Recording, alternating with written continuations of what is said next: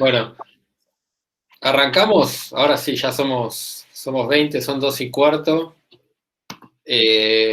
Acá, si les parece a los docentes, les voy a leer un breve currículum de nuestro compañero Roberto Medina, alias Roca. Roberto Medina es arquitecto, especialista y maestrando en investigación proyectual, con orientación en vivienda por la Universidad de Buenos Aires. Integra el comité académico del Centro Poiesis de la FADU-UBA y es docente en la materia de investigación proyectual de la misma. Es profesor titular asociado en la materia de investigación proyectual 1 y 2 y coordinador del área de investigación en la FAU, Universidad de Palermo, docente en la materia de proyectos 7 y 8 en la carrera de arquitectura de la UNLAM.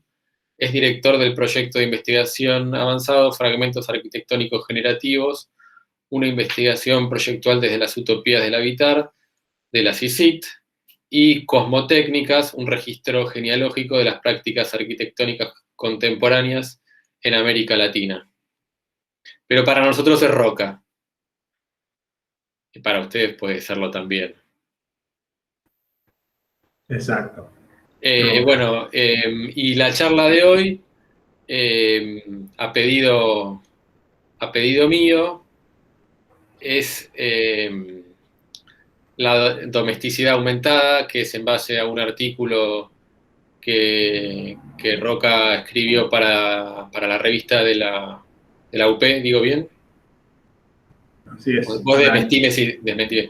Que también está publicado en nuestra página web, que lo pueden leer, y me pareció pertinente, digamos, para la cursada, para este momento en el que estamos, que nos dé esta charla, y a partir de eso elaborar una serie de cuestiones. Así que todo tuyo. Bueno, muchas gracias, Fede. Bueno, gracias, chicas, chicos, amigos, amigas.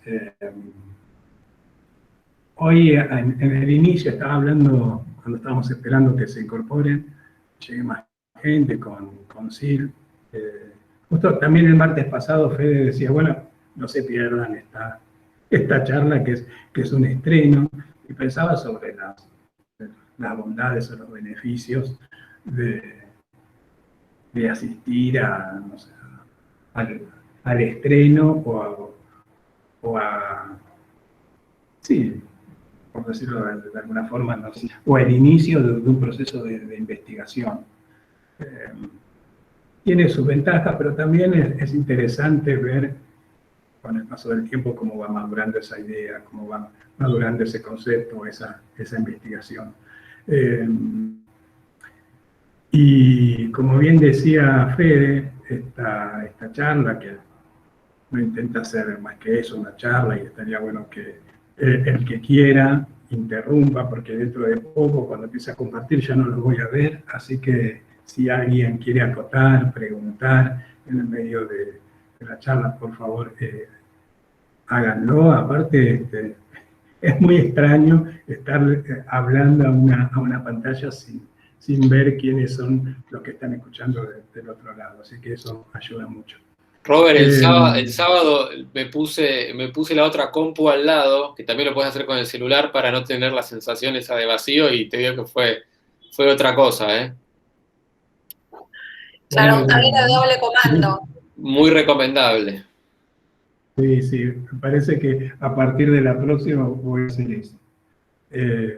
Igual si querés te interrumpí en el medio, todo eso, yo soy especialista. Sí. Como decía Fede, les voy a contar brevemente la historia de esta charla, que está unida a una investigación que estamos desarrollando en la UP, en el área de investigación del Centro País, que tiene una red y tiene ahí como una filial en la Facultad de Arquitectura de la UP. A mí siempre me interesaron los Smithson y me interesó mucho su obra sin saber muy bien por qué. Era algo que me interesaba. Y en el 2019, a raíz de mi tesis de maestría que estoy desarrollando, me propuse cómo ahondar en la práctica de estos arquitectos. Se generó una investigación que está radicada allí en la UP. Esa investigación comienza analizando la Casa del Futuro y termina al principio de los 2000, con una de las últimas obras ya de Peter Smithson. Allison ya falleció, bueno, Peter Smithson también, pero tuvieron como un desarrollo muy interesante a lo largo de 45 años, y en el año pasado, con el tema de la pandemia, como la investigación cobra como otro significado. Entonces, al mismo tiempo surge la idea de poder realizar la curación de la revista Arquis, que es la revista de la UP, de la Facultad de Arquitectura, y me propuse desarrollar un artículo sobre investigación. No hacer una síntesis de la investigación, sino un artículo que verse o relate, o construir un relato sobre esa investigación. Esta charla es un relato del relato de la investigación, y que hoy empieza como un proceso de retroalimentación. Esta charla con las sucesivas presentaciones del cuatrimestre que viene, del año que viene, se va a ir completando, conformando, transformando, y va a alimentar al proyecto de investigación. Y ese proyecto de investigación va a retroalimentar a esta charla. Y es como algo muy característico dentro del Centro Poiesis. Nuestras charlas, nuestras clases, nuestras teóricas, si en este caso le podemos decir así, la podemos llamar de esta forma, no son más que el producto de nuestros intereses transformados en proyectos de investigación. Incluso en tesis. El martes pasado, Chomer presentó ya muy finalizado y muy elaborado el proyecto de su tesis de doctorado. Así que todo el tiempo estas charlas se están transformando, mejorando. Esperemos que yo siento que se transforman para mejor, y todo el tiempo repensando algunos supuestos. Eso es algo que siempre nos enseñó, nos encargó de enseñarnos Jorge Sarkis. Bueno, voy a empezar a presentar. Díganme si va yendo todo ok. A ver.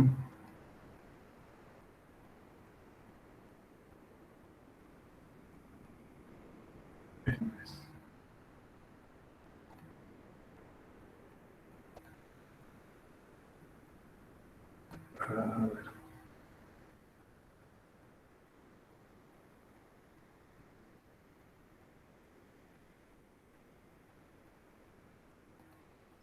Por acá.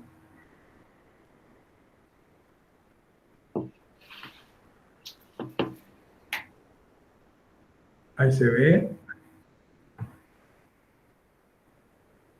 No, Robert. No, todavía no.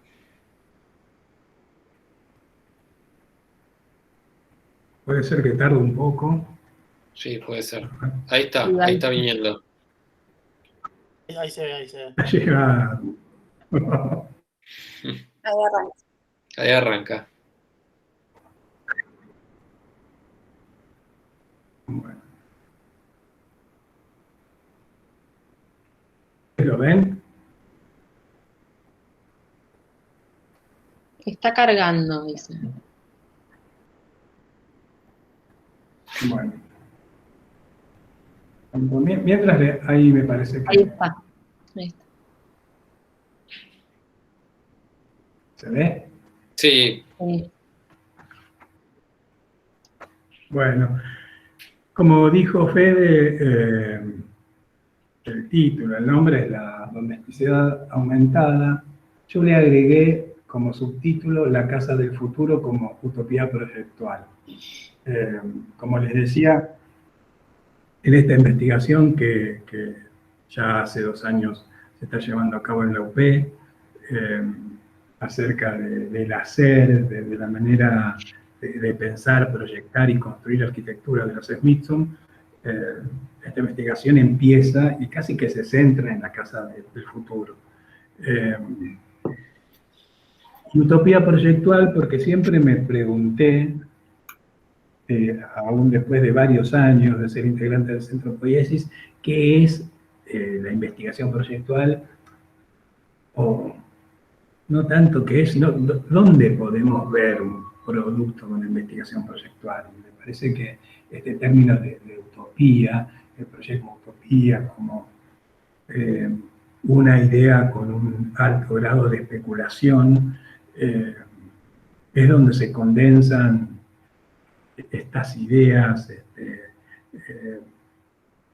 no sé si iba a decir transgresoras, pero no es la palabra, disruptivas, o que tienen como la posibilidad de adelantarse de alguna forma al zeitgeist, no con la idea de que ese proyecto se construya, pero sí poner en imágenes proyectuales, arquitectónicas, poner en discusión en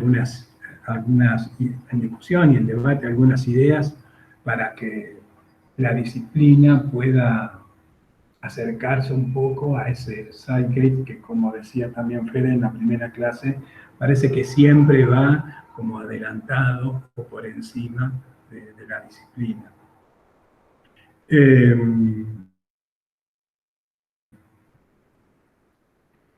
Para iniciar, me parece muy pertinente esta imagen. Es una obra de Richard Hamilton que se llama ¿Qué es lo que hace a los hogares de hoy tan diferentes, tan atractivos? Elegí esta imagen por muchos motivos. También ilustra el artículo de Arkis. Pero, como les decía, lo elegí por distintos motivos. El principal es que, para mí, como concentra y condensa el zeitgeist de la época. Esta obra es del 56, de 1956, y según los críticos de arte, da inicio al arte pop. Aparece de vuelta esta palabra, zeitgeist, como también dijo muy bien Fede en la primera clase, hay temas, cuestiones, obsesiones, conceptos, que nos obsesionan, y el zeitgeist es uno de esos conceptos. Se vio muy claro también el martes pasado en la presentación de la tesis de Choman. Y me parece que, como les decía, esta obra condensa eso, ¿no? El espíritu de su tiempo. 1956, 11 años después de finalizada la Segunda Guerra Mundial, Londres. Richard Hamilton es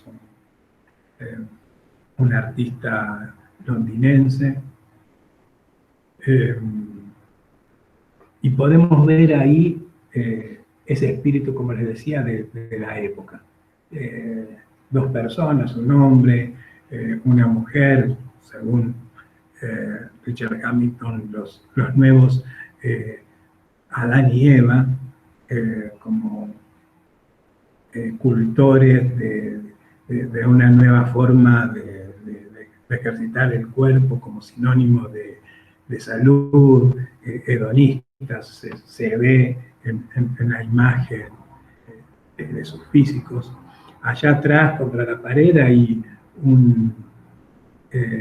una pieza de un cómic, el cómic como fenómeno cultural que ya hace unos años que venía desarrollándose, pero se termina de consolidar en la segunda mitad de los 50. Ahí al lado hay Sí, es el símbolo de Ford, digamos, el auto como la máquina de posguerra ya accesible a gran parte a través del estado de bienestar, a gran parte de los trabajadores, a gran parte de la sociedad. Este tema del dolce far niente, del buen vivir, que digamos, está generado de alguna forma por la llegada de los electrodomésticos. La mujer que está ahí sentada en el sillón ya no tiene que encargarse de limpiar la casa, sino que hay un electrodoméstico por ahí, una especie de robot que aspira, que de todos modos es ejecutado por un ser humano por ahora, pero al menos ella ya no tiene que encargarse directamente de algunas tareas, no sé, el televisor, ahí se ve como el medio por donde nos llegan estas formas de vida a través de la publicidad, esta especie de equipo de música que está ahí en el piso, hay un diario, la información estalla, el tema de la información, por la ventana se ve una afuera en la escena de una marquesina de teatro, digamos, este tema del buen vivir y del estado de bienestar que 11 años, como les decía, 11 años luego de haber terminado la Segunda Guerra Mundial, está en pleno auge. Y esto se da por diversos motivos. Primero, la Segunda Guerra Mundial generó como una exacerbación en cuanto a la producción de armamentos. Esos armamentos necesitaron de nuevos conocimientos científicos, nuevos desarrollos tecnológicos. Cuando la Segunda Guerra termina, Estados Unidos, que participó obviamente de la guerra, pero no la sufrió en su territorio, pudo de alguna forma como trasladar esos conocimientos a la producción de bienes, de objetos. Al mismo tiempo que ayudaba a Europa, que sí había quedado, que sí había sufrido en su territorio las consecuencias de esa Segunda Guerra Mundial, gran parte del territorio europeo había quedado devastado, y mediante el Plan Marshall, Estados Unidos ayuda a estas naciones para que se recuperen económicamente y rápidamente, y es así, 11 años después, el PIB de cada uno de los países europeos había crecido muchísimo. Había plata para consumir y las personas compraban autos, compraban electrodomésticos, compraban televisores, compraban comida envasada. Fíjense que ahí en la mesita, en una especie de mesita de café, se ve como un jamón enlatado. Bueno, es el surgimiento de una nueva forma de alimentarnos que hoy estamos padeciendo, que es la comida industrializada. O sea, esta imagen, este collage, la técnica también para esa época todavía es bastante novedosa. Este collage no solamente es el surgimiento del arte pop, sino que para mí, como grafica de manera magistral el espíritu de mediados de los 50, el espíritu de una época que fue generada, entre muchos otros factores, pero primordialmente por la Segunda Guerra Mundial. Otro de los motivos por los cuales me parece interesante esta obra de Richard Hamilton, él formó el grupo independiente junto con Peter Smithson, ahí se lo ve, Eduardo Paolozzi, Alison Smithson y Nigel Henderson.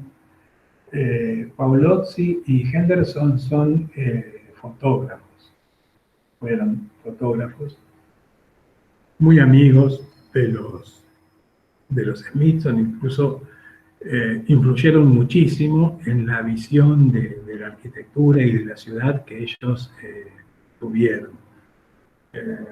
Entonces, esta foto está sacada por Nigel Henderson.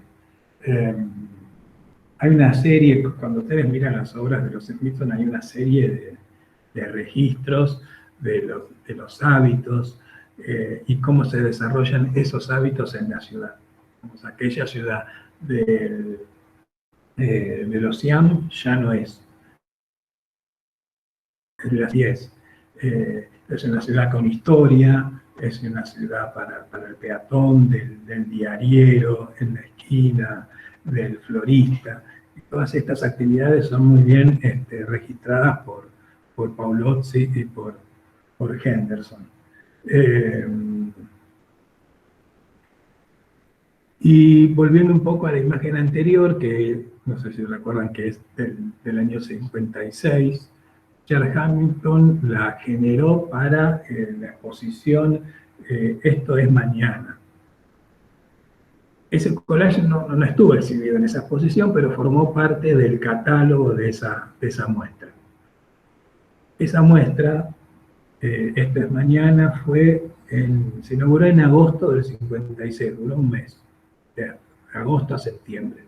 Y el mismo año, un poco antes, se inaugura esta exposición que se hace anualmente, que es la exhibición del hogar ideal, que todavía hoy, o hasta hace poco, no sé si exactamente ahora, pero hasta hace poco, lo organizaba el Daily Mail. Incluso hay fotos de Lady Di, el príncipe Carlos, inaugurando esta muestra, que es muy tradicional en Londres.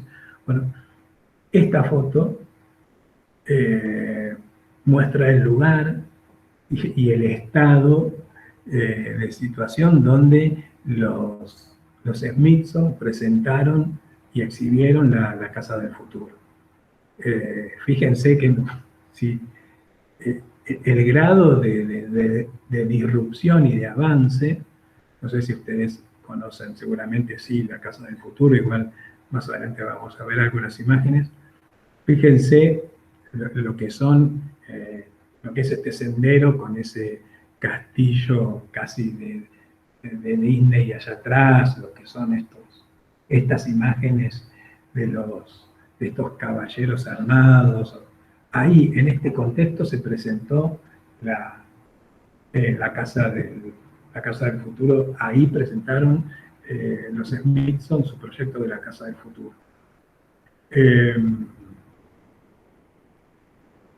Y hay un texto de Rainer Banham que se llama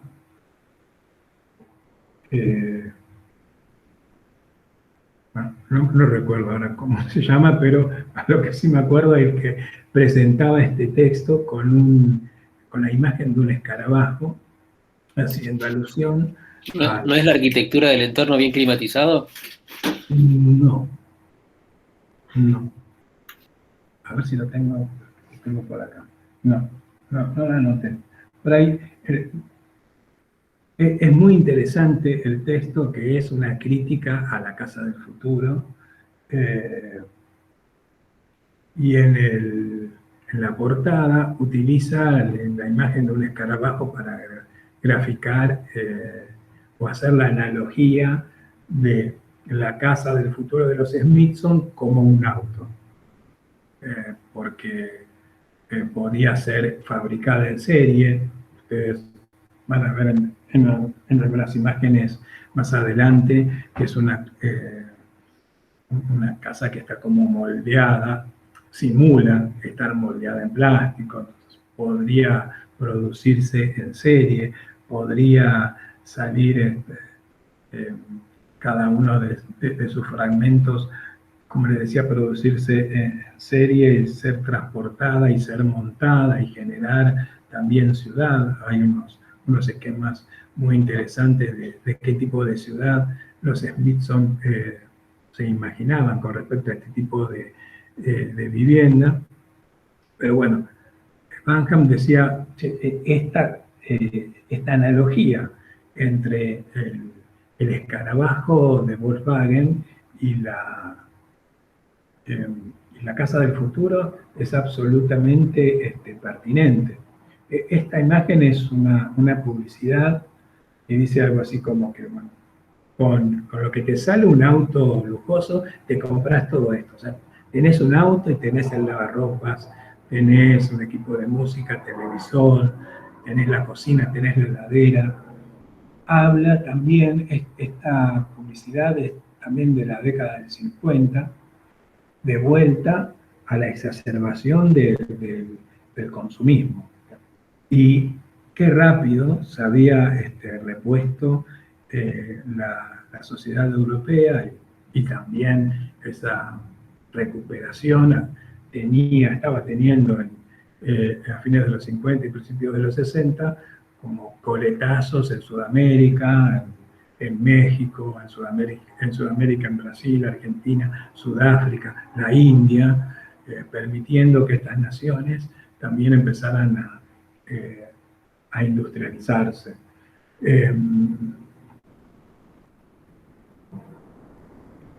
Y a los pocos días de haberse inaugurado la exposición, el mismo Daily Mail saca este artículo preguntándose si, che, ¿esto es una casa?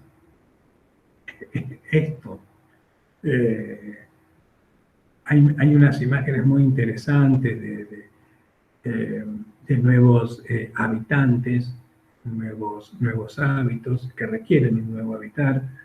Fíjense que esta casa está pensada para un futuro de 25 años. O sea, los Smithson lo pensaron para esto del 56, 981.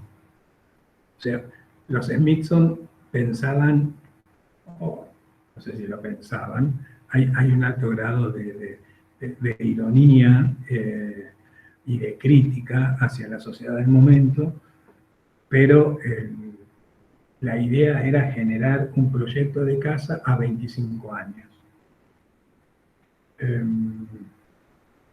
Y como les decía, a esta idea de casa está asociado también una idea de ciudad. Ahí a la izquierda se ve la maqueta de la casa del futuro, y a la derecha hay una serie de típicas casas londinenses donde la relación con el verde, con el vacío, se invierte. Si en la típica casa de la campiña tengo lo construido y el vacío, el verde que rodea lo construido, en jardines delanteros y traseros y en los laterales, en la casa del futuro es totalmente inverso. Tengo adentro, en el medio, ese vacío, que es la representación de esa naturaleza, ya obviamente una naturaleza salvaje, una naturaleza controlada, pero que está rodeada por el habitat. La relación entre el vacío y el lleno, entre lo natural y lo artificial, en la casa del futuro se termina invirtiendo. Y hay unos planos muy interesantes, unos esquemas de cómo debería ser no solamente la casa, sino todo el sistema de pasarelas que permitían observarla desde arriba.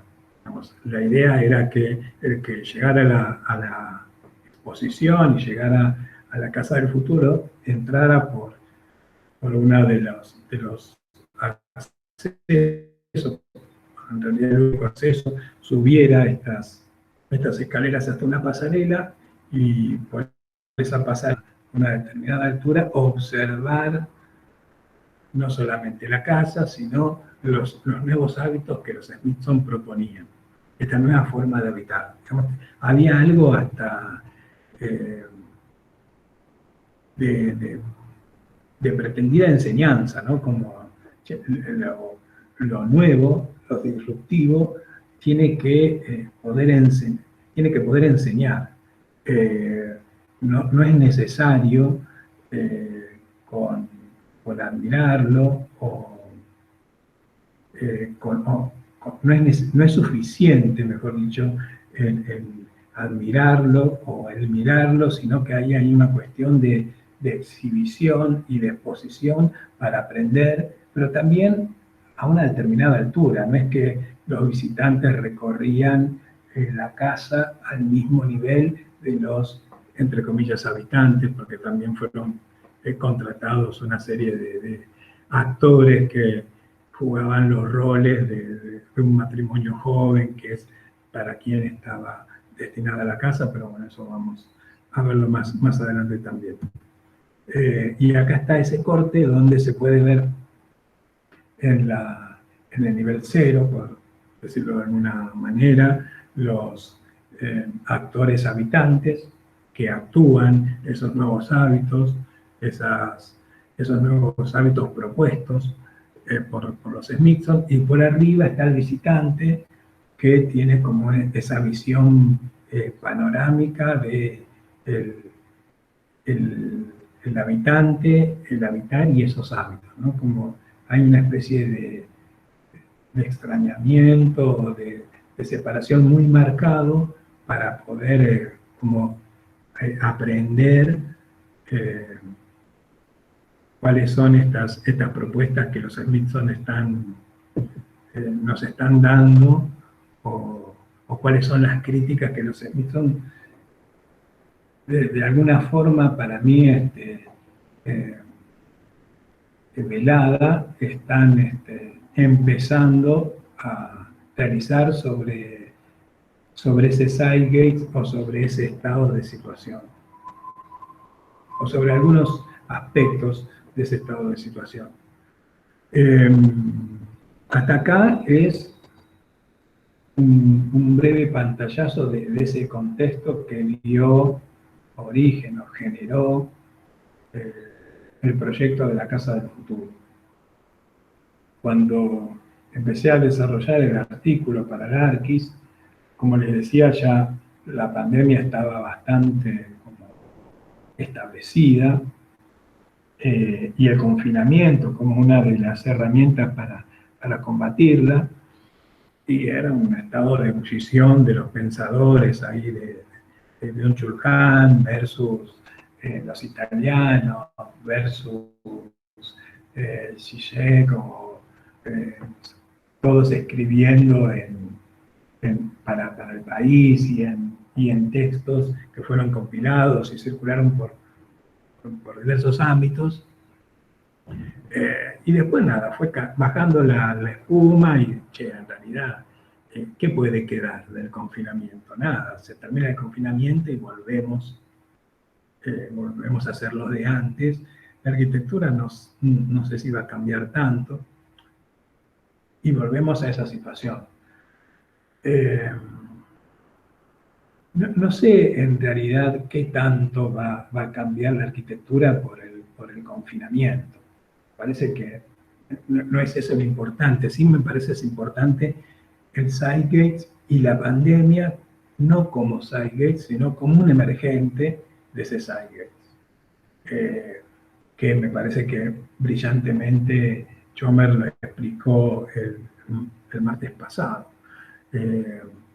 La cuarta revolución industrial, el antropoceno. Bueno, la pandemia no es un Zeitgeist, es un emergente más. Entonces, de este espíritu de los tiempos, sí, de ese espíritu de los tiempos sí va a haber cambios en la arquitectura, que me parece que sí fueron como notoriamente visibilizados por la pandemia y por el confinamiento, que es una de las formas de combatir la pandemia. Y empezaron a aparecer como 3 ejes temáticos que atravesaban y atraviesan a la investigación de la Casa del Futuro, y también a esta especie de hipótesis de cómo este Zeitgeist acelerado podría, yo creo que sí, pero bueno, lo expreso en potencial, podría transformar la arquitectura y específicamente la arquitectura doméstica, ¿no? Entonces, son como ejes que a manera de intersección a veces se van tocando, se potencian, después se vuelven a bifurcar, pero bueno, son estos ejes que tienen que ver con el habitante, con los hábitos y con el habitar. Entonces, el habitante, el primer eje temático. En el caso de los Smithson, esto para mí es muy importante, hipotetizar quiénes serían los que van a habitar esta nueva arquitectura.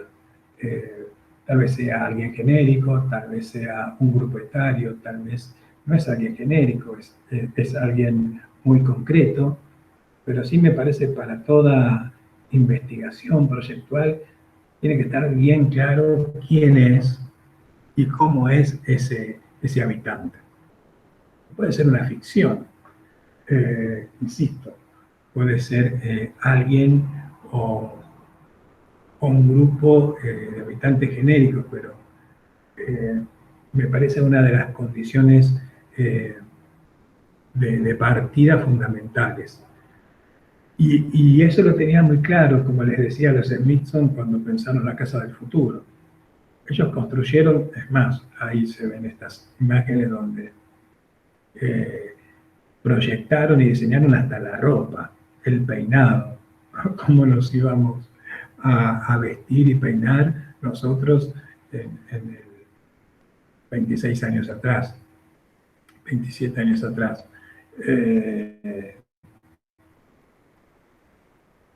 Y que cuando vemos imágenes de la muestra, ahí se puede ver la pasarela que les comentaba, donde los visitantes recorren y pueden observar y aprender de una nueva forma de vida que se les está proponiendo. Y es literalmente que están aprendiendo, porque este personaje que está ahí abajo a la izquierda lo que está haciendo es contándoles a través de un micrófono cuáles son las acciones y cómo se vive ahí adentro. Entonces, no es que solamente ellos observaban, sino que escuchaban mediante el relato de estos actores cuáles eran las acciones, cómo se hacían estas acciones, que las acciones del habitar siguen siendo las mismas. Cocinaban, dormían, se aseaban, pero las realizaban en determinados lugares, de determinadas formas que debían, determinados lugares y de determinadas formas nuevas que debían ser comunicadas. Y ahí está esta actriz comunicando estas nuevas formas de habitar.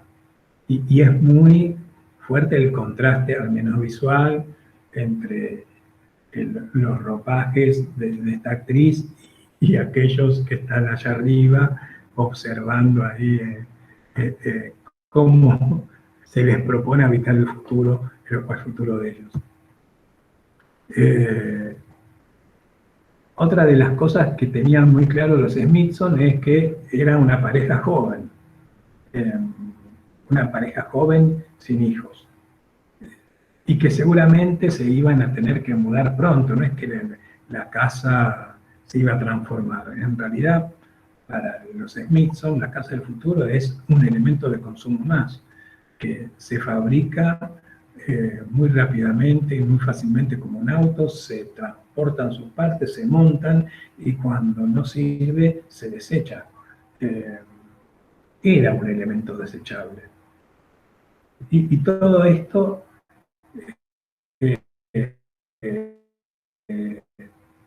entiendo que detrás de todo esto hay una gran crítica a la sociedad del libre consumo, del compro, guardo y tiro, que hoy, ¿cuántos? 60 y... ¿Cuántos años pasaron? 65 años después estamos pagando las consecuencias. Bueno, me parece que ellos habían empezado a vislumbrar, y me parece que esta casa, más allá de condensar, así como el collage de Hamilton lo hacía en el arte, esta casa condensa el zeitgeist, el espíritu de su época, la arquitectura. También hay una gran crítica a eso, que ellos entienden que va a venir.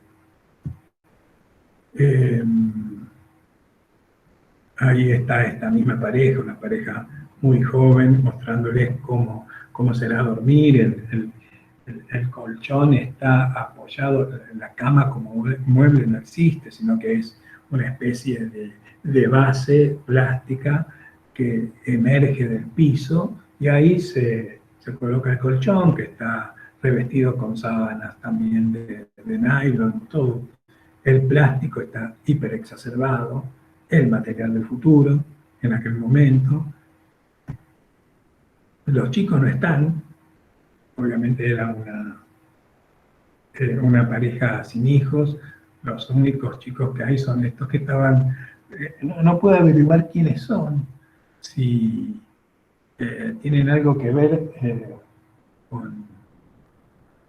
con los Smithson. Los hijos de los Smithson aparecen en muchas fotos, pero bueno, no tengo el dato, pero digo, en la casa los únicos chicos que hay son estos que son visitantes, son claramente visitantes. La casa no está pensada para los chicos. Entonces está pensada para una pareja joven, para una pareja sana, para una pareja fuerte, para una pareja hedonista, y que tarde o temprano, si siguen las reglas de la familia tradicional, se van a ir de la casa del futuro, porque esta casa no es adaptable, no es flexible, se desecha, como les decía, como un producto más. Esta es una imagen del dormitorio, muy interesante. El tema del consumo también pasa por la ropa, y hay una cuestión de cierto erotismo, no erotismo digamos, pornográfico, sino el erotismo como esa arquitectura que está cerca de la piel, que esas arquitecturas que las tenés que tocar para sentir si es frío, si es cálido, si es rugoso, donde la materialidad de la arquitectura llama a la proximidad física. Más allá de ese erotismo, también hay una cuestión de estas dos parejas jóvenes alrededor de una cama, digamos. Hay unos hábitos, como es una imagen para la época jugada, y que refuerza esta idea de pareja joven sin hijos, ¿no? Acá somos todos adultos, somos todos jóvenes, somos todos lindos, somos todos fuertes. Acá no hay intimidad, digamos. La casa es una gran muralla que se cierra sobre un fragmento de naturaleza, y ahí adentro puede pasar todo. Entonces, si empezamos a hacer como estas intersecciones entre la casa del futuro como resultante del zeitgeist que hizo eclosión por la Segunda Guerra Mundial, y que a su vez esas nuevas formas de vida, esas nuevas formas de habitar, se propagaron por la publicidad. Esta es una escena de Mad Men, no sé si la vieron, cuando la esposa del protagonista, yo ya me olvidé todos los nombres, la vi hace un año, pero ya me olvidé. Me parece que ella es Betty, es la esposa de Don Draper, un publicista de Nueva York, y bueno, ahí está haciendo como la prueba de una... Sí, está haciendo como un casting para hacer la publicidad de Coca-Cola, ¿no? Entonces, una mujer rubia, una mujer blanca, que tiene un esposo, que tiene un hijo, que tiene una hija, que era la familia perfecta, Y los Smithson no están ya pensando en esa familia perfecta. No. Hay una disrupción ahí. Nada de padre, madre con 2 hijos, estos son solteros, tal vez en el futuro lo sean, pero ya me parece que el habitante de la casa del futuro está generando como una fisura en la idea de familia que imperaba en aquel momento. Y hoy, entonces, ¿para quién nosotros deberíamos pensar quiénes podrían ser esos supuestos habitantes o cómo son esos supuestos habitantes? Y ahí empiezan a aparecer algunas ideas interesantes, proyectos, incluso algunos construidos. Este es un proyecto de usos, el estudio de Uriel Fogué, que estuvo hace algunos años acá en Buenos Aires, incluso tuvo unas charlas muy interesantes con Jorge. No me acuerdo si hizo un workshop o no. Me acuerdo de haber tenido una reunión con él, que estábamos todos en la casa de Jorge. Creo que di una charla nada más en una charla, ¿no? En IP, pero sí. no hizo workshop, creo. Muy interesante, la verdad que muy un arquitecto joven con una práctica que a mí me gusta mucho. Esta es una obra que se llama Un chico, su bulldog y un huerto. Vamos, ya desde el nombre de la obra está hablando de ese habitante que extrañamente está leyendo un libro, digo extrañamente para hoy, esta obra tiene 3, 4 años. No está scrolleando su celular o su iPad o su laptop, sino que está leyendo un libro. Pero está pensada desde un determinado habitante, como también lo hace Andrés Jaque, otro arquitecto que a mí me gusta, me interesa mucho, y se ve muy bien en esta especie de rizoma o diagrama del análisis de la obra se llama Los desobedientes de Ikea. Digamos, a esa familia tradicional, blanca, de clase media, con un hijo, con una hija, o a la pareja joven de los Smithson, que ya es disruptiva con la idea de familia tradicional. Fíjense la diversidad que plantea en la contemporaneidad a Andrés Jaque, donde tenés la pareja, no sé, de Julio y Ernesto, o la pareja de María y Laura, o 2 amigos heterosexuales, un hombre y una mujer que conviven juntos, o un grupo de amigos de la tercera edad que no quieren morir solos y se van a vivir en sus últimos años en comunidad, o no sé, 1000 formas de congregarse y de armar comunidades, familias diversas, familias de una sola persona, familia de una madre soltera con un hijo, familias de un padre con un hijo. Entonces, a estas ideas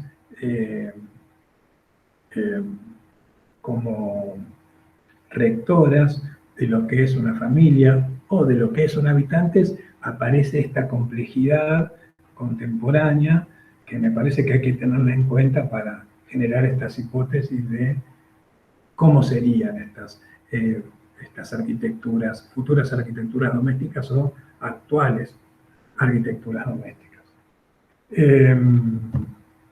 El segundo eje es el de los hábitos, ¿no? El primer eje, el habitante, el segundo son los hábitos.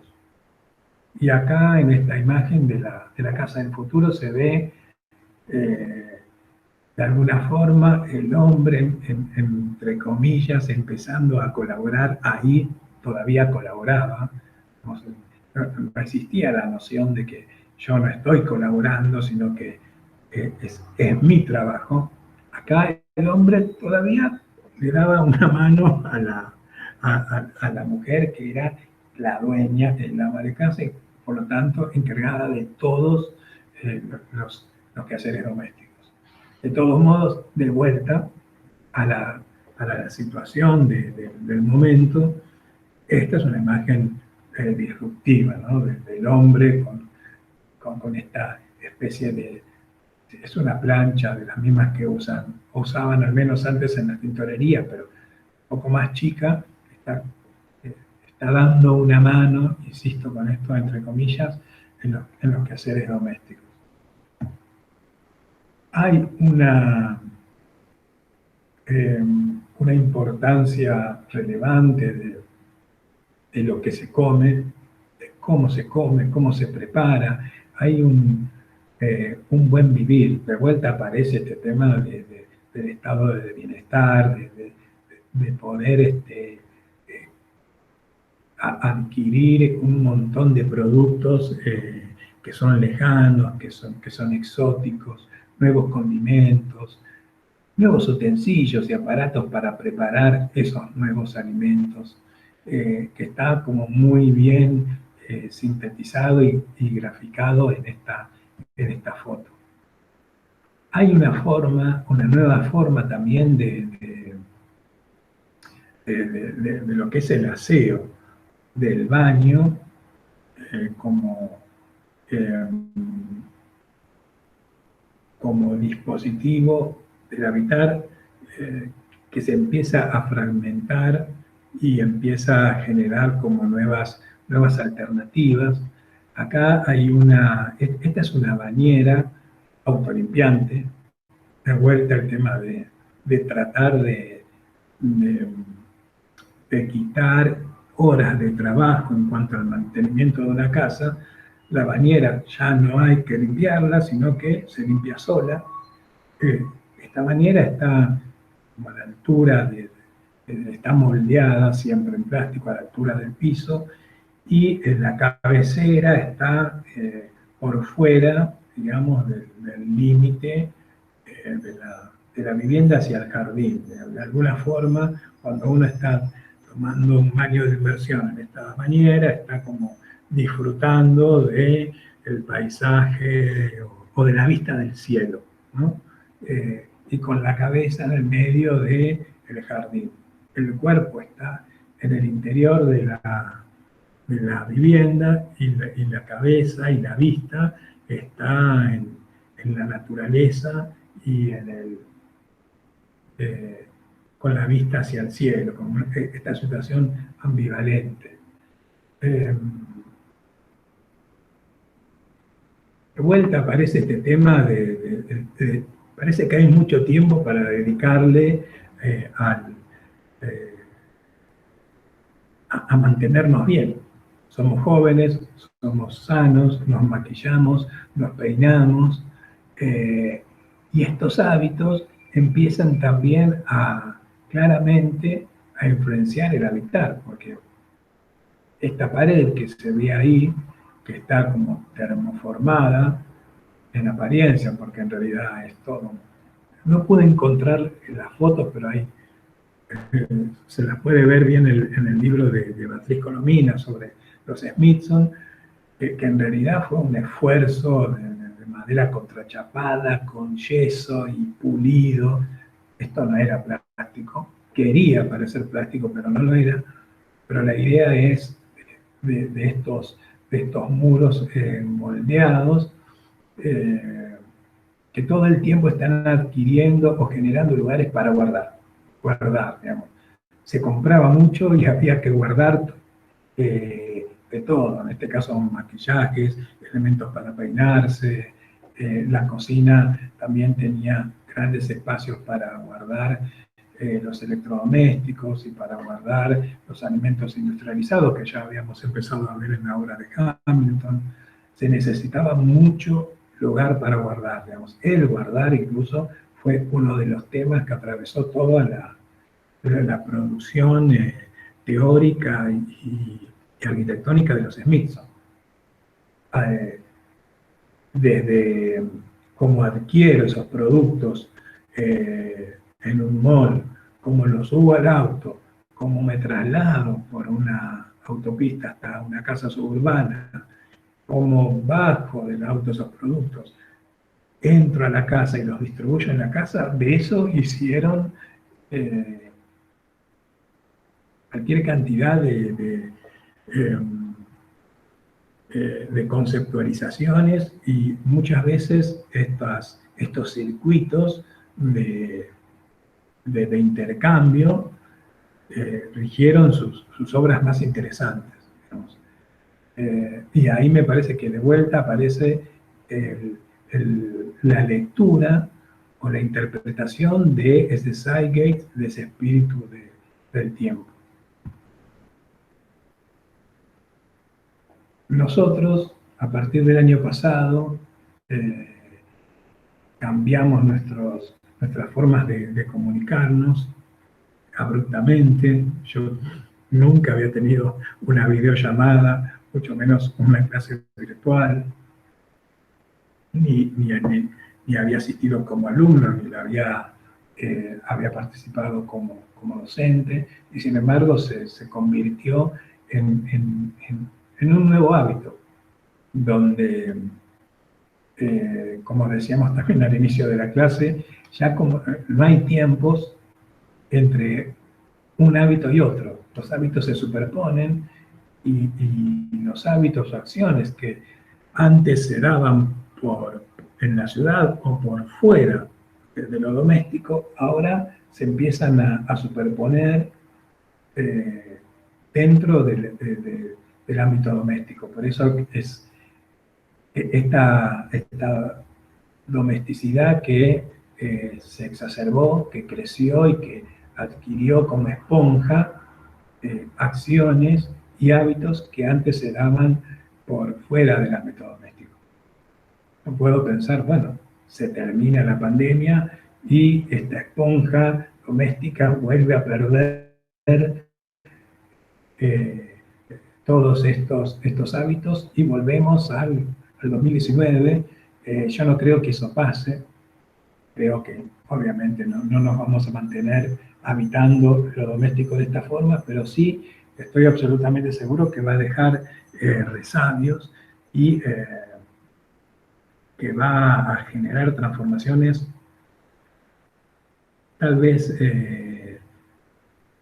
hablando en cuantías métricas o tecnológicas o técnicas pequeñas, pero profundas en cuanto a lo significante y a lo conceptual. Me parece que de ahí sí no hay vuelta atrás. No podemos tal vez vaticinar en cuanto a cantidad, pero sí que los cambios en calidad van a ser, en cualidad conceptual, muy, muy grandes. Este tema también del multitasking que hacemos, un montón de acciones al mismo tiempo, y hay un artículo, incluso hay un libro de Byung-Chul Han, que es un filósofo coreano contemporáneo, joven, también muy interesante, que dice, en que podamos hacer muchas cosas al mismo tiempo, estar hablando por el celular mientras cocinamos, o estar chateando por WhatsApp mientras estamos con una computadora. No hay nada de evolutivo en el multitasking. Me parece que esta foto de esta artista surcoreana es muy gráfico en eso. Ella misma se registró en distintas situaciones y son de vuelta esta superposición que hablábamos también al principio de la clase de ya no hay un espacio temporal que separa las acciones, tampoco lo hay en cuanto a espacio físico, sino que es en el mismo tiempo y en el mismo lugar donde estoy realizando una simultaneidad de acciones. Y el afuera es parte del interior y del ámbito doméstico también. Como les decía, para Byung-Chul Han esto no es ningún signo de prosperidad o de evolución, al contrario. En uno de sus libros dice, ya no necesitamos que otro nos someta, sino que nosotros nos sometemos a nosotros mismos en el nombre de la producción, ¿no? Tengo que ser productivo, tengo que ser eficiente, tengo que mandar todos estos mails mientras estoy respondiendo un mensaje de WhatsApp, mientras hago todo junto en el nombre de la productividad. Ya no tenemos el amo que somete al esclavo, sino que nosotros somos nuestros propios amos y nos hemos esclavizado. Y esta es una foto también de desobedientes de IKEA. Ahí este diagrama que veíamos en unas diapositivas anteriores, ya que eran fotos y nombres, ahí se ve quiénes son, ahí están presentes, una pareja de ancianos, no sé si tan ancianos, no, una pareja de personas mayores. Hay una persona, un señor de edad media, que le gusta entrenarse. Fíjense que hay una serie de mancuernas en el piso, parece, y unos bancos de entrenamiento. Está subido a una bicicleta fija. El tema físico, los hábitos, el hábito de ejercitarse está muy claramente expresado en esta imagen. No sé si se ve bien, pero allá atrás, arriba, también hay un hombre joven con una guitarra, digamos, este hábito de hacer música. Esta persona, este habitante que si hablamos de los Smithson, imaginaron, y cuyos hábitos también imaginaron y propusieron.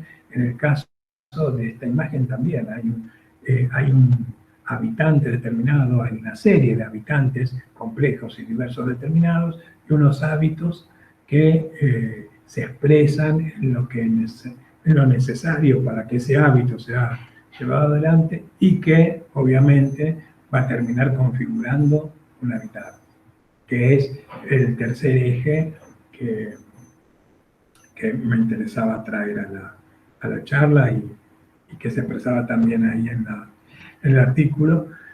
Esta es la foto del acceso a la casa del futuro.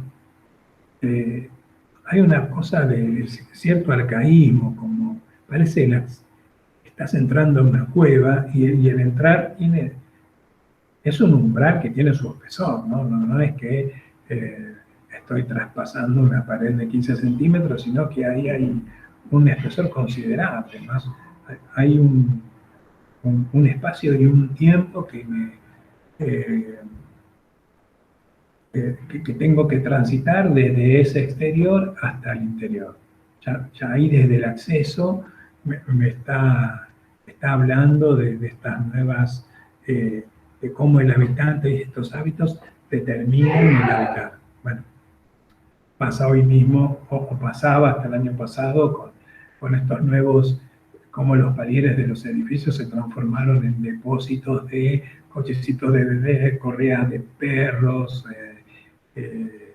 lugares para colocar los zapatos, porque no queríamos entrar con los zapatos de la calle, o como decía, el carrito de las compras, ¿no? Empiezan a haber transiciones entre el adentro y el afuera que seguramente van a modificar la forma del hábitat doméstico. De vuelta, como les decía, el baño que empieza como a explotarse en sus actividades. Por un lado el baño de inmersión, por el otro la ducha, que es una especie de ducha escocesa con jets, que aparte larga aire caliente y ya no necesito una toalla para secarme, es higiénico. Había algo también de la asepsia en la casa del futuro, ¿no? Como decía, eran jóvenes y eran sanos. Y el tema de la sanidad y la arquitectura siempre estuvieron ahí como de la mano. Incluso, no sé si conocen, seguramente la mayoría sí, el Power of Ten, el video que los IMSS desarrollaron para IBM, nada mejor que traer a colación con los Smithson los Sims, porque los Smithson amaban a la producción que habían hecho los Sims, ellos mismos decían en sus escritos que los Sims nunca supieron lo importante que habían sido para el desarrollo de la arquitectura europea en la segunda mitad del siglo XX, no tenían noción. Con estas imágenes de la publicidad que llegaban a través de las revistas, bueno, esto como al margen, pero en el video de Power of Ten se ve, inicia con una pareja también blanca, joven, haciendo un picnic en el... Sí, me parece que estaban en Chicago, como al borde de uno del lago Michigan, y Andrés Jacque hace una investigación sobre ese video y encuentra los fotogramas que habían sido descartados y que no habían formado parte finalmente del video. En algún momento en el video hay como una especie de acercamiento y en primera instancia el video se aleja de la Tierra, luego se acerca hasta tener una visión microscópica de la piel, y esos fotogramas que encontrado Andrés Jacque habían sido descartados porque habían encontrado, se veía en esas fotos de la piel como anormalidades, ¿no? Como había células enfermas, y no era conveniente que eso que es tan natural, como puede ser el envejecimiento de la piel, o que haya algún lunar o alguna célula que esté dañada o enferma, no podía ser mostrado. Entonces, el tema de la sanidad y la arquitectura, todo el tiempo estuvieron, al menos en el siglo XX, entrecruzándose, y se expresa muy bien en toda la obra de los Smithson, particularmente en La Casa del Futuro y en El Baño. Otro tema, acá se puede ver como muy claramente esta porción de naturaleza que queda como encerrada por la casa, que es como una oposición a la relación que las casas tradicionales inglesas tenían con respecto a la naturaleza. Y ahí hay también toda una alegoría acerca es bastante difícil salir a ese exterior porque durante la Segunda Guerra Mundial, en el exterior y desde el cielo es desde donde llegaba el peligro, desde donde caían las bombas. Entonces, si bien era algo, la naturaleza, algo deseable, también no dejaba de ser todavía el recuerdo de algo peligroso desde donde llegaba la muerte. Así que estaba, pero estaba en una relación visual, no de una relación directa utilitaria. Esta es otra imagen digamos, de lo que sería esta sala de estar en un principio, pero que se transforma en un comedor cuando esa mesa se eleva, ese hexágono que es una mesa, se eleva y conforma así el lugar para comer, y hay una mesa auxiliar, y aparece entonces la flexibilidad al extremo, que hoy nos parece muy corriente, pero en realidad este tema de las patas con ruedas que hacen que una mesa auxiliar vaya desplazándose por toda la casa no era muy habitual. Y acá hay una imagen del jardín del paraíso del maestro del Rin, es una obra del 1300, donde podemos ver como diversos elementos que son como traducidos alegóricamente, ¿no?, a la obra también de los Smithson. Fíjense que la mesa, el hexágono, es literalmente el mismo, y este jardín que en la obra está siendo habitado, no, en la Casa del Futuro ya no es habitado, sino que es simplemente para ser observado. Incluso el árbol es prácticamente el mismo, el árbol desde donde uno de los personajes está tratando de alcanzar un fruto es el mismo árbol. ¿Cómo es nuestro hábitat doméstico hoy? ¿Cómo fue? ¿Cómo está siendo? ¿Cómo será? Bueno, el cómo será, todavía las hipótesis están en construcción. Acá hay algunas imágenes disparadoras de lo importante que fue el exterior como en lo doméstico, de recuperar y revalorar ese jardín, ese patio, esa terraza, ese balcón, que se transformó casi como una vereda, incluso como escenarios de acciones políticas, ¿no? de manifestación, como una especie de un fragmento del espacio público ahí adosado a mi departamento o a mi vivienda, que servía no solamente como plataforma de acción política para colgar pancartas, para aplaudir, para expresarnos ideológicamente y políticamente, sino para entablar vínculos con nuestros vecinos, ¿no?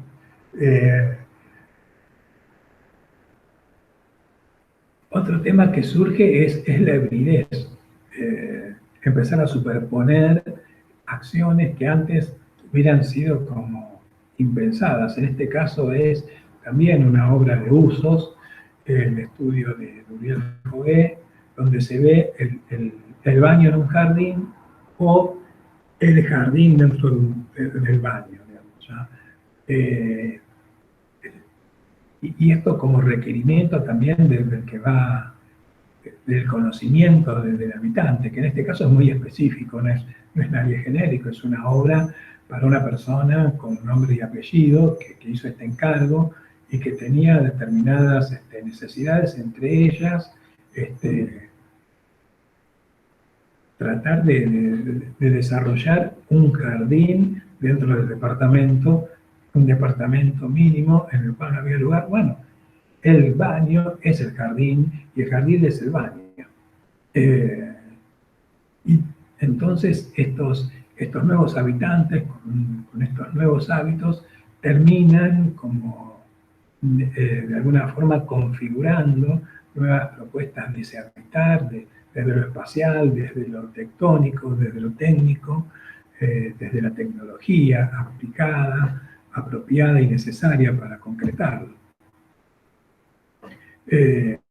O esta obra, por ejemplo, de Andrés Jaque, que se llama Run, Run, Run, que también es una especie de espacio, si bien es un bar, hay mucho de lo doméstico que intenta llevar a ese bar, y hay una simultaneidad de actividades, como ese chico que se está duchando allá atrás, mientras acá hay una mesa donde hay juegos, y en el otro lado enfrente estoy tomando un trago, estoy comiendo, estoy guardando mis objetos.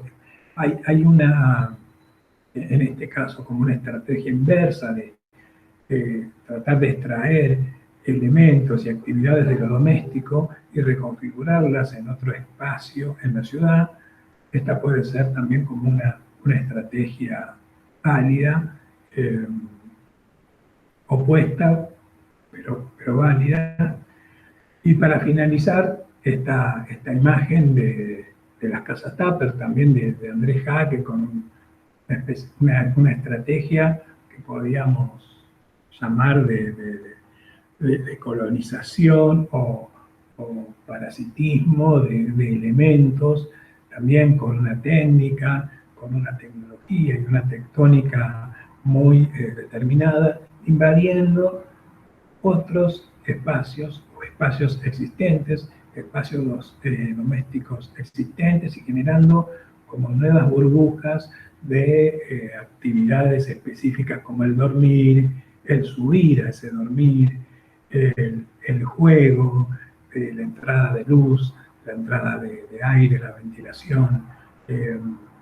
Esta puede ser otra estrategia de hibridación y superposición, literalmente superposición de actividades y me parece que es la imagen que mejor podría por ahora y hasta hoy graficar esta noción de domesticidad aumentada, ¿no? Que no solamente termina incorporando actividades en ese habitar doméstico que antes estaban dados o se realizaban en otros terrenos, sino que aumenta su capacidad volumétrica, métrica, en cuantía de metros cuadrados y metros cúbicos, en cuantía de materiales, de técnicas, de colores.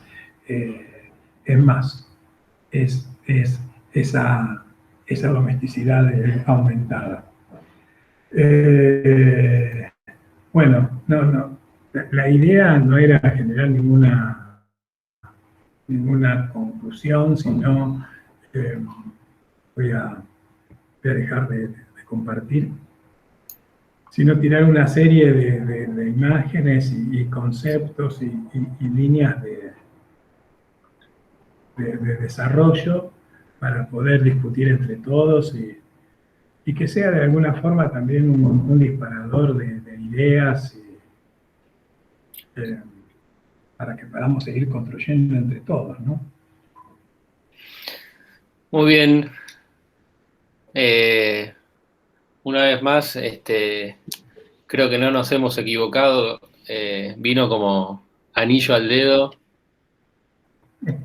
la charla de Robert. La verdad que me encantó. Y creo que, bueno, ahora veremos las repercusiones, pero creo que todos van a compartir esa sensación. Antes, Fede, qué imposible es hacer en 40 minutos. Mirás el reloj y pasó 1 hora y 10, yo digo. No, pero estuvo perfecto, o sea, yo le calculaba más o menos...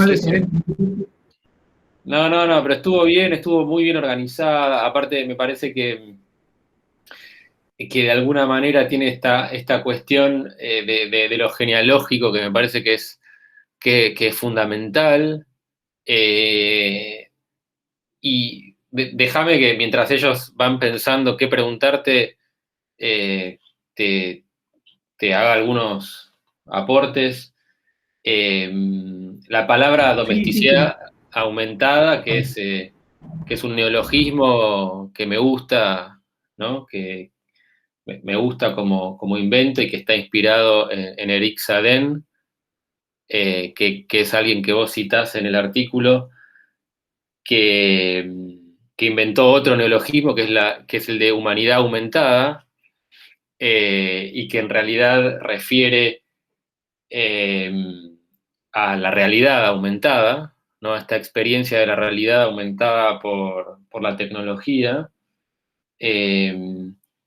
Y me parece que vos lo llevas al ámbito de la casa, ¿no? Del domus, y lo fundamentás desde el punto de vista genealógico, y me quedo con esto último que dijiste, de lo aumentado no solo en términos de cantidad de tiempo o volumen, sino también de experiencia, ¿no? De cómo, digamos, cómo esto que estamos atravesando, digamos, lo que produce por el momento, no sabemos qué va a suceder en el futuro, es un aumento en la experiencia del habitar, ¿no? Adhiero también a lo que dijiste respecto del Sidegates, ¿no?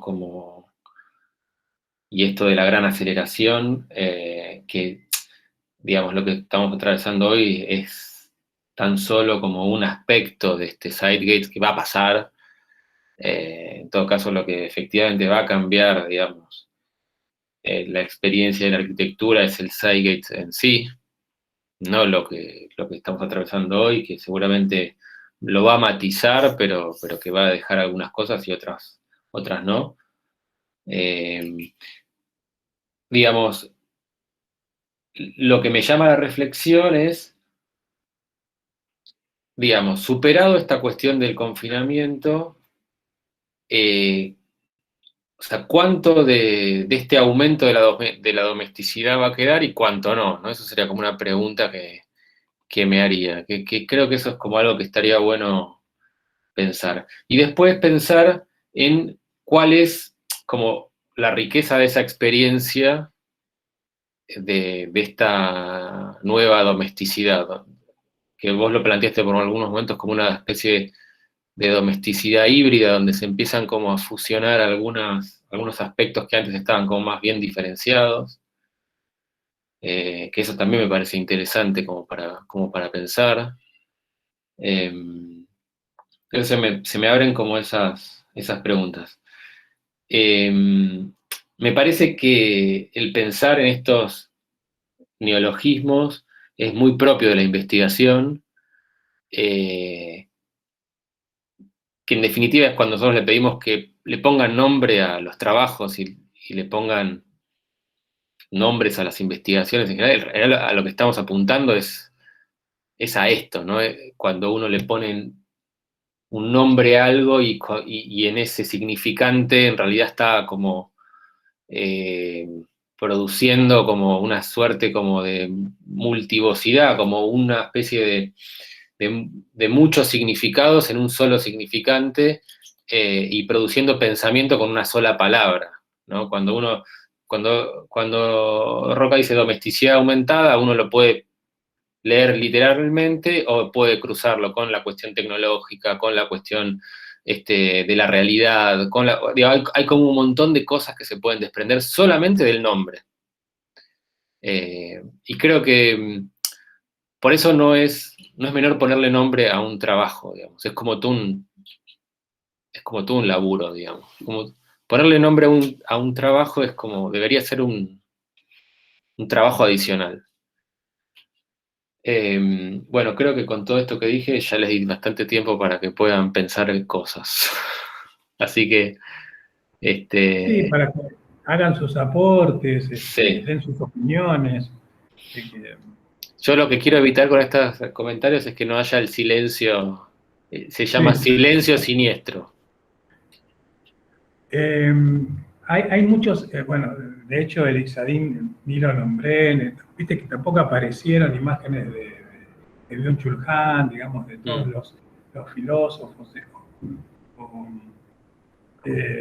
autores que generalmente en otras charlas aparecían, porque intenté que sea un poco más operativo, que haya más como análisis de obras de la Casa del Futuro, jugando un poco en paralelo con algunos elementos de la contemporaneidad para que les pueda ayudar, tal vez, espero, ojalá así sea, al ejercicio, ¿no?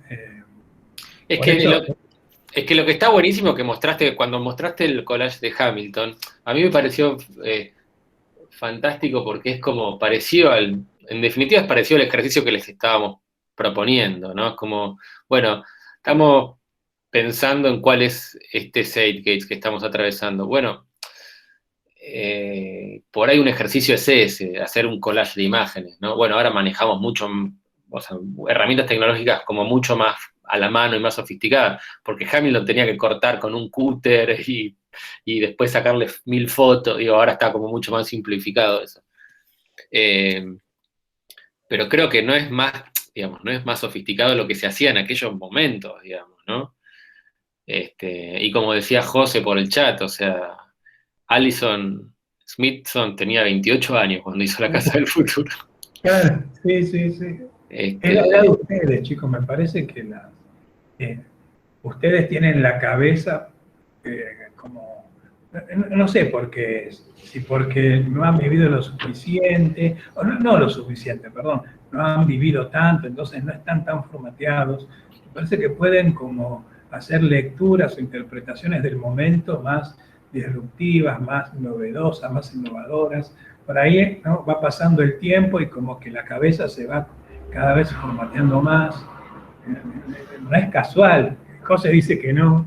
Ojalá sea así. Es una hipótesis que estoy tirando ahora. No, bueno, pero es verdad eso. José, o sea, cuando comparamos los trabajos de maestría con los de grado... Ni hablar, ¿no? Tienen mucha más libertad los chicos de grado.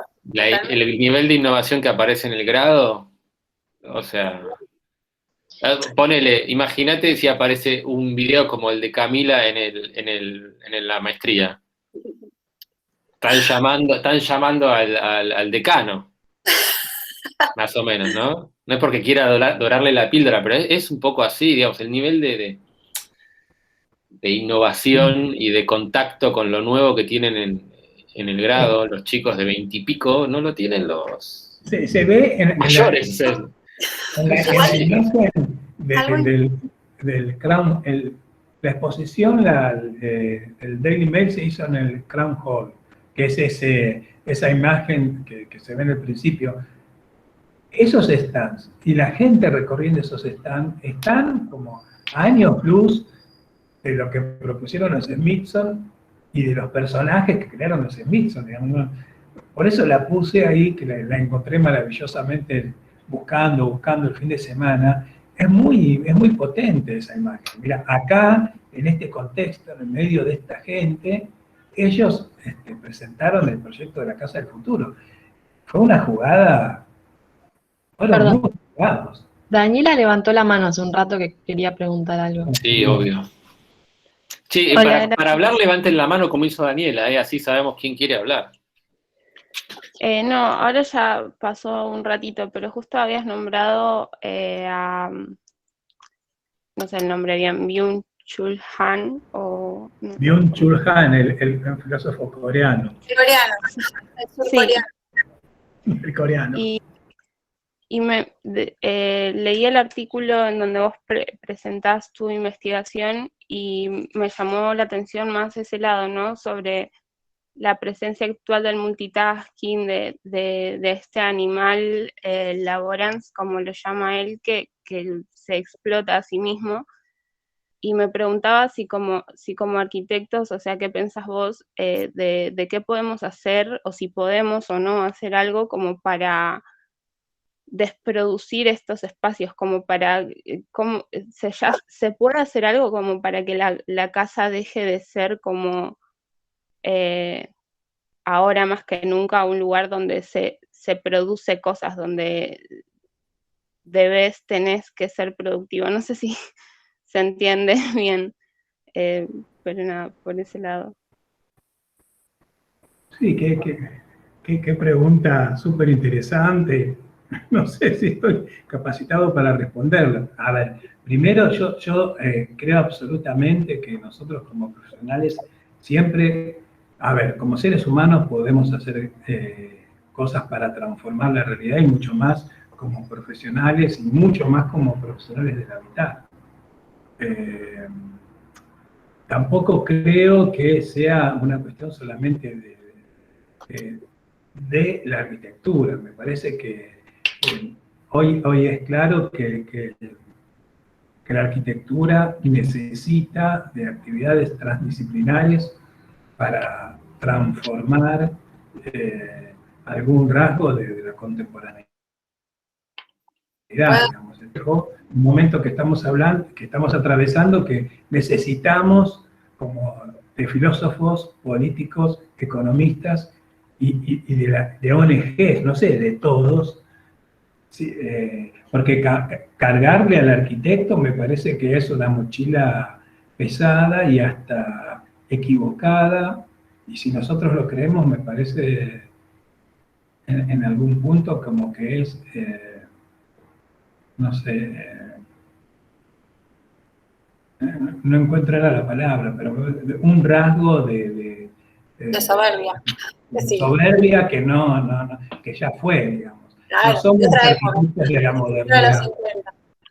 Claro, o sea, justamente por ahí va, o sea, siento como que ya estamos en la ola y ya está, pero al mismo tiempo es como, no sé, no sé bien cómo explicarlo. Ahí José se sale de la vaina, no puede más. Se le va a agarrar una CB si no habla. Por favor, le pido, déjenme hablar. Que ya me olvido todo lo que voy a decir porque estoy muy mayor. No, pero hay un tema, hagamos la pregunta, pensemos la pregunta al revés, Daniela. Por ahí lo que está mostrando Roberto es justamente que los Smithson tenían un posicionamiento o una verdad, se construyeron su verdad, su relato sobre la sociedad de ese momento o lo que venía. Entonces no es que el arquitecto tiene las herramientas para transformar, sino que lo que está hablando es que el arquitecto está posicionado en un lugar, y eso es importante, porque eso en nuestra facultad, en la facultad en general, en los últimos tiempos no se transita tanto, y Sarkis siempre insistía con esto. ¿A qué teoría de la arquitectura adherís?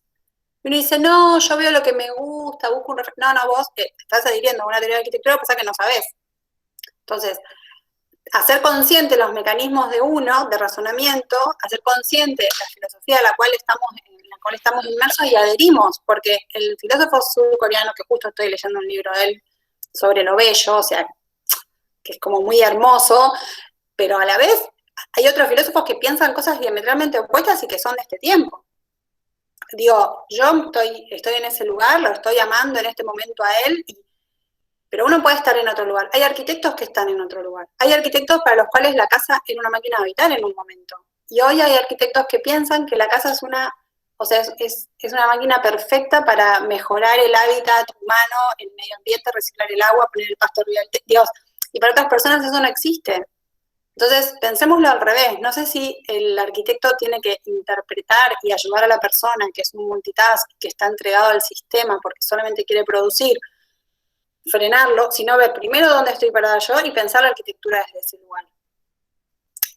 Y después también, como decía Carlos Arroyo, que siempre vino 2 veces a Poiesis, a una serie de workshops y estuvo trabajando, bueno, sí, hizo un montón de actividades muy buenas. Estamos surcoreaneados todos. Y él decía, no, yo le estoy, o sea, ¿cómo pensás, cómo te tocan siempre clientes de ese modo? No, yo agarro los proyectos que a mí me interesan, porque creo que la arquitectura se piensa desde este lugar.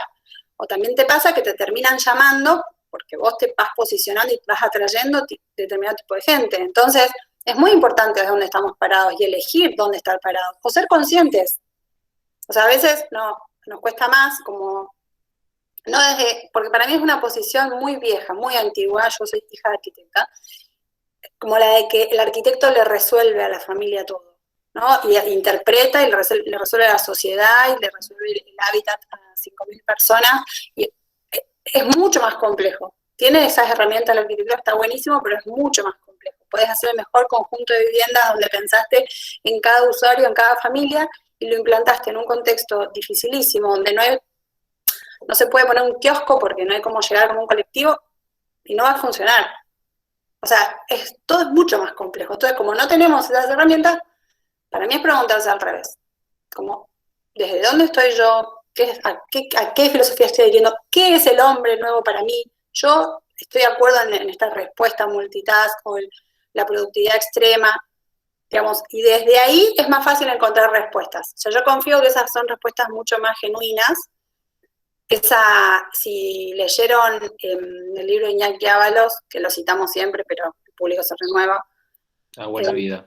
La buena vida, donde, digamos, hay un relato de cómo es donde cada casa importante que ustedes han estudiado, el autor le relata el habitante para el cual fue pensado. Es todo ficción, no significa que Mies van der Rohe haya escrito la casa para el superhombre o para Nietzsche, digamos, sino que es en base a una serie de cuestiones. Bueno, y así vos podés develar o por lo menos creer que es verdad ese relato, porque cierran muchas cosas. Entonces, lo más importante para mí es al revés, y lo digo como actitud de investigador y de formarse constantemente, es elegir desde dónde estamos mirando la arquitectura y de dónde proyectar. La clase anterior cuando Chomer mostraba la estructura de su tesis, no sé si se acuerdan, él empezaba la investigación con el sentido del tema. Eso es lo que está diciendo como José. Bueno, ¿cuál es antes de mover el lápiz, cuál es el sentido de todo esto? Digamos? ¿Para qué estoy acá, digamos, haciendo esto? Eso es un poco lo que se pregunta José. Que bueno, si yo también adhiero. Pero eso es un posicionamiento también político, digamos, ¿no? Que lo tenemos. Pero no todos tienen como ese mismo posicionamiento. Digamos, por otra parte, cuando nosotros decimos que nuestras investigaciones empiezan por la Z, por el Zeitgeist, es un posicionamiento político que tenemos la gran mayoría de nosotros, pero no todos. Se da la casualidad que todos estamos como convergiendo en ese pensamiento hoy por hoy, digamos, ¿no? Digo, no sé, me cuesta como encontrar alguno de nosotros que no piense, o sea, con todas nuestras diferencias, no estoy hablando de nosotros, investigadores, arquitectos de poiesis, me cuesta encontrar a alguien que piense como muy distinto en ese punto, ¿no? Que cualquier investigación empieza con pensar cuál es el sentido de un tema y cuál es nuestro posicionamiento dentro de ese espíritu de la época, digamos, ¿no? Lo cual no significa pensar en una a priori, significa pensar en cómo nos insertamos primero en ese Zeitgeist. Bueno, y por eso también estamos haciendo este ejercicio, ¿no? Si no, no lo haríamos. Pensamos que es lo que hay que hacer, digamos, pero no todo el mundo lo piensa de ese modo, digamos. O sea, hay que ser honestos con eso, digamos. No todos piensan que esto es así.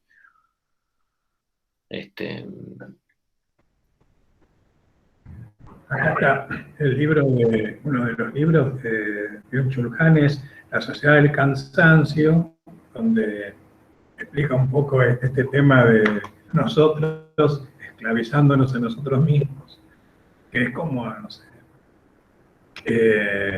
la evolución del capitalismo de plataforma, digamos, ya no necesitamos en apariencia de ese amo que nos obliga a producir, sino que nosotros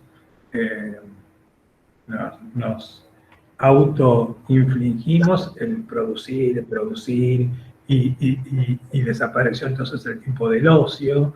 Entonces sentís culpa si no estás utilizando todo tu tiempo para producir, y entonces somos una sociedad cansada.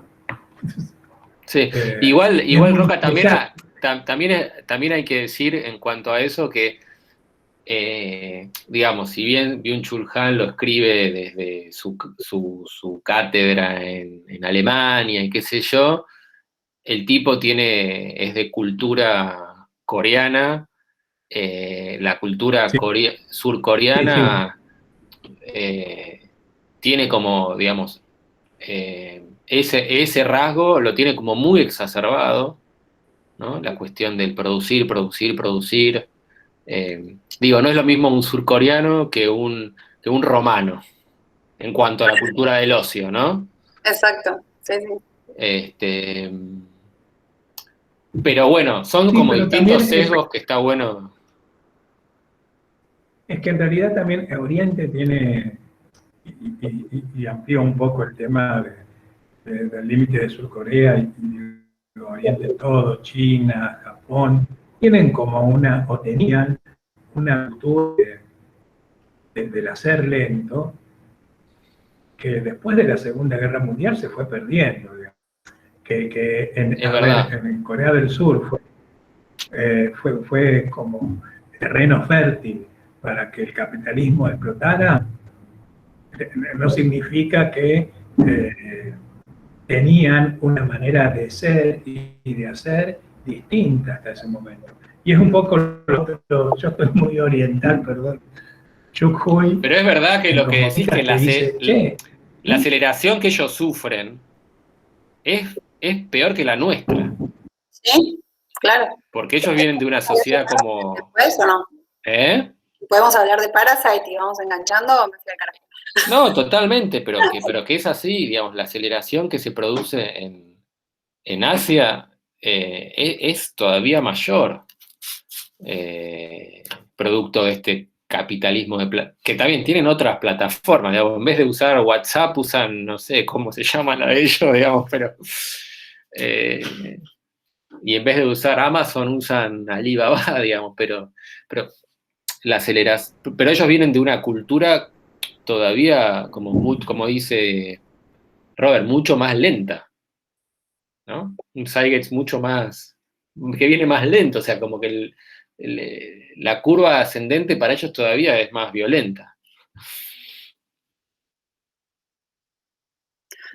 Sí, para mí pensaba, bueno, no sé, ¿alguno tiene una pregunta? ¿Algo que quiera observar? Sí, bien. Levanten la mano, viejo, Aportar. porque nosotros nos podemos quedar 10 horas charlando. Nos interrumpen. Hay que ser irrespetuoso, decía Jorge.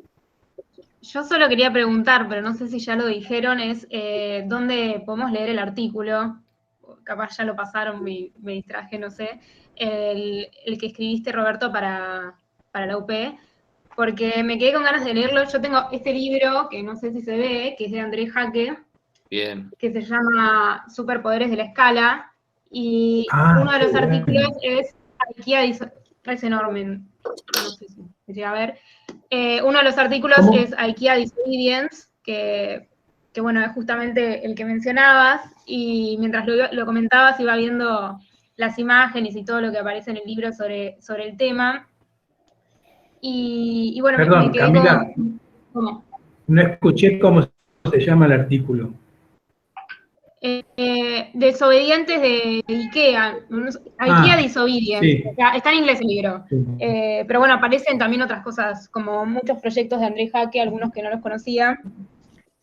Y justamente lo que me interesa de André Jaque, que en el mismo sentido que lo que decía Daniela, creo, y después José, es como que André Jaque como que toma cosas que actualmente están sucediendo en la sociedad, como había un proyecto que no me acuerdo el nombre, donde mencionaba como distintas personas como grupos súper diversos que convivían, y como que de alguna manera toma temas, bueno, justamente se llama la Oficina de Innovación Política con la que publica el libro, y que dice que son atravesados por la arquitectura o que la arquitectura atraviesa, y al exponerlos o explotarlos, como que toma ese posicionamiento político. Como que digo, son cosas, no es como algo súper lejano, sino que habla sobre cosas que están pasando en este momento y que a lo mejor están como, Sí. No sé si marginales o como... No visibilizadas desde la arquitectura. Sí. Bueno, de hecho, la oficina el estudio se llama Oficina de Innovación Política, o sea, Sí. Y utiliza la política como, claro, es fantástico. A mí la práctica del Jaque me parece brillante.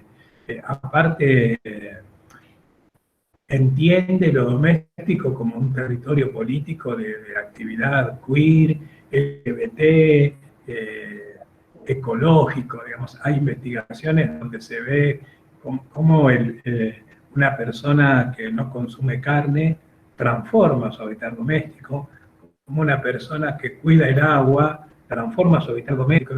Esas pequeñas acciones políticas transforman la domesticidad. Nuevas formas de agrupar, de comunidad, y eso es activismo puro, política pura. Él hace arquitectura desde ahí, desde y ahí lo uno con lo de José, parece que para ser arquitecto hoy siempre, pero más hoy y mañana, hay que tener un posicionamiento político y ideológico. No, tener claro eso y actuar en base a eso. A unos periodistas, a unos estudiantes de periodismo, los estudiantes de periodismo le preguntaron al profesor qué es lo necesario para ser un buen periodista, para hacer buenas preguntas. Una ideología. O sea, tenés que preguntar desde ahí, tenés que actuar desde ahí. Bueno, nosotros, obviamente, la ideología de cada uno de nosotros será distinta, no hay un juicio de valor sobre los posicionamientos, pero tenemos que tener un posicionamiento ante las cosas. Porque las nuevas prácticas vienen por ahí. Los arquitectos de la edad de ustedes se juntan entre ellos, van a ofrecer su trabajo y a generarlo a la ONG, no sé, lo estamos viendo ahora en como técnicas, ¿no? Cómo están, la generación de ustedes está cambiando la forma de hacer arquitectura. Es muy esperanzador, me parece. De todas maneras, todas las generaciones producen cambios. Eso es como importante tener presente. Y incluso cuando parece que no hay una ideología, hay, y a veces la ideología tiene como connotaciones, lo mismo que la palabra política, ¿no? Como posiciones políticas parecidas como partidarias, no tienen nada que ver. Entonces, cuando yo estaba cursando, 2000 y algo, me acuerdo como esta sensación de conversar con mi madre, que es arquitecta de los 70, egresada del 76, y como como no había ninguna ideología en lo que nosotros hacíamos, o en la bajada de línea de los programas con los que trabajamos en la carrera.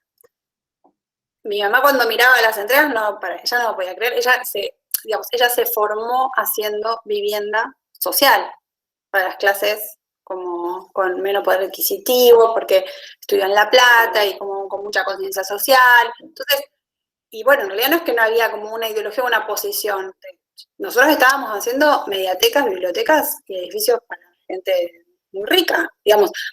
Son posiciones, aunque uno no quiera. Entonces, lo que está bueno es ir como concientizando dónde estamos, qué nos interesa, y no solo respecto de qué área o segmento uno trabajaría, sino qué piensa de qué es trabajar hoy, cuál es el contacto con la naturaleza, la conciencia cuando hacemos obra. Fede, no sé si este año les va a mostrar su encofrado ganado, pero digo, cuando el otro día estaba una obra y me acordaba mucho de Fede porque veía toda la madera, estábamos desencofrando unos tabiques de hormigón y a mí me agarraba como un dolor, digo, estoy tirando toda esta madera. Perdón. Perdón. Me hiciste sentir culpa, ¿entendés? ¿Qué hago? Pero está muy bien que sientas culpa. Total, siempre, aparte tengo guardados, tengo guardados 70 radiadores de un desmonte porque yo voy a hacer algo voy a hacer con estos radiadores porque no me puedo deshacer. Entonces, hay como un posicionamiento todo el tiempo, hay cosas que nos preocupan, que nos interesan, qué es la ecología para uno, qué es la ecología, no ecología como conservar la palabra noventosa de que era ecología. Hoy, ¿qué es el ecosistema de uno? ¿Cuál es el medio ambiente de uno? ¿Cómo pensamos la biodiversidad nosotros? En una obra que tengo, digamos, los chicos tienen 2 bolsas, los bolsones de los de arena, los gigantes de 1 metro cúbico, la indicación es todas las botellas de plástico, porque vasito para almorzar todos los días, tengo botellas de plástico como loco por todas partes. Van todos ahí. O sea, para que sean conscientes de la cantidad de plástico que se tira en la obra, y tengo otra bolsa con todas las bolsas de cemento, que es papel. Para ellos yo soy la loca como ecológica, o sea, obviamente, ¿no? Pero, y es muchísimo. Y eso siempre, si no, va al volquete. Va al volquete, se va limpiando la obra, va todo al volquete. La cultura de la abyección. Sí, exactamente. Aprieto botón, chao. Son los abyectos. El volquete es el gran inodoro de los arquitectos. Sí. Queda todo. Hierro, bueno, Sofía compartió algo, ¿no? El hierro se vende, todo el cobre, los caños viejos para el asado. Bueno, lo que no implica pensar que uno tiene que ser Diógenes. Claro. Simplemente con pensar en, esta reflexión de los encofrados, tiene mucho, el hormigón armado es una tecnología ya muy vieja. Tiene demasiados años, o sea, cuando Le Corbusier planteó como que esa era la tecnología para la máquina de habitar, no se sabía, digamos, todas estas cuestiones, el calentamiento global, y qué sé yo, digamos. Pero la realidad es que toda la madera que se usa para los encofrados se quema. Entonces, es verdad que no podemos livianamente hacer edificios de hormigón armado y después ponerle paneles fotovoltaicos, porque es como una gran contradicción. ¿No? Como que estamos, es como una falacia, como... Más, a nosotros como que no nos enseñan de dónde viene el hormigón, pero nos enseñan como a enchufar y enchufar aires y estufas en instalaciones. Otra falacia, pero porque, digamos, vos cuando empezás si querés llevar como la crítica a un nivel como ya más institucional, instalaciones debería empezar en cómo ventilar bien una vivienda antes de poner un aire acondicionado, ¿no? Como... Claro, no tiene que ser, o sea, los que hicieron Benbasat, que ahora no sé cómo se llama, que teníamos como separado URE, el uso racional de energía. ¿Cómo no está todo integrado? O sea, la ventilación cruzada es un tema que, digo, para mí siempre estuvo muy presente porque soy de una provincia muy calurosa, pero para un montón de gente no existe. Una ventanita en una punta y ya está. Digo, hoy por hoy, sin ventilación no podemos coexistir, ¿no? O sea, no podemos viajar en colectivo, o sea, justo la indicación era chicos, esto se transmite por aerosol, hay que abrir, tiene que haber un porcentaje de oxígeno, se pueden comprar el oxinómetro que se compró Fede para controlar el aire que no esté viciado, digo, y es pensar cómo hacer para que una habitación no sea tan caliente o no sea tan fría y racionalizar el uso de las calefacciones artificiales. Y eso es un montón proyectualmente eso es un montón, pero no. Acaba el split, que encima después tengo que resolver cómo mando el desagüe, cómo pongo dónde va la condensadora. Y hay otros problemas antes que llenar todo de splits. Perdón. Bueno, yo me voy yendo. Ahí dejé el link para los chicos de la pasantía. Bueno, yo Gracias. después voy. Bueno, te espero. No se vaya. Okay. No sé, pero no venga a 6:30, porque vamos a estar. Nada, bueno. Genial, Robert, la charla. Y gracias a todos. Gracias, Adiós. María. Chao, María. Chau. Nos compartió algo Sofía, que tiene que ver con el tema de algo que se habló hace bastante, ya quedó pisado en la conversación el tema. No, Federico había mencionado el estilo de vida acelerado en relación al zeitgeist lento de las sociedades orientales, y ese es un documental que hizo Herzog hace poco sobre un servicio de alquiler de figuras familiares que se presta, y que las familias, de repente, no sé si alguien tiene un padre alcohólico para un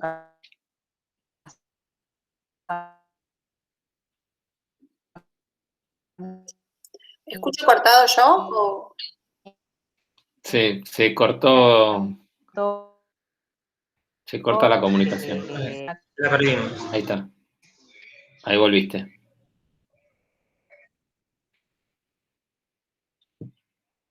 No. Igual se escuchó. Era eso nada más. Ah, bueno.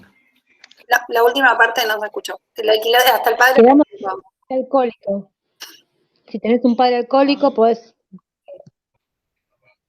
alquilar un padre no alcohólico, ¿no? Era la cosa.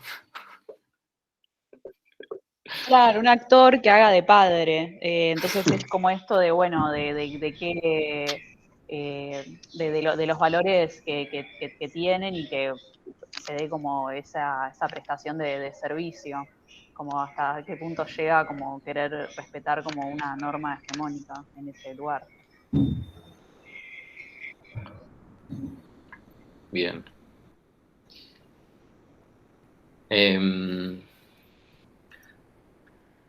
Bueno, ¿cómo seguimos entonces? Vemos a pensar la nueva forma de habitar. Sí, vemos alguno de los de los trabajos que nos quedó de la vez pasada, o vamos directamente al nuevo trabajo.